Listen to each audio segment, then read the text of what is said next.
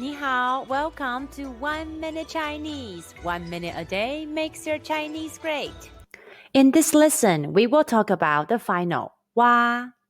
When you see the English letter UA in Pinyin, the pronunciation is wa. It's like the WA in the English word water, but over-exaggerate the ah by opening your mouth as wide as possible. Say wa. Now mimic the mouth shape in the video carefully and repeat after it. Wah, wah, wah, wah, wah, wah.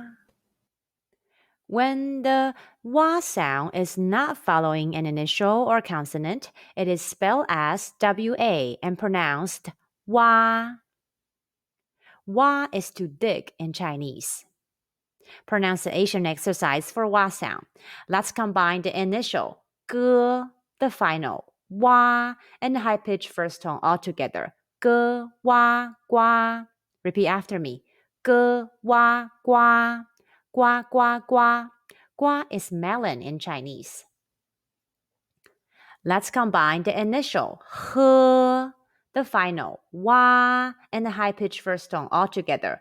He, wa, hua. Hua, hua, hua. Hua is flower in Chinese. Question. When you see UA and WA in Pinyin, how would you pronounce them? The answer is wa.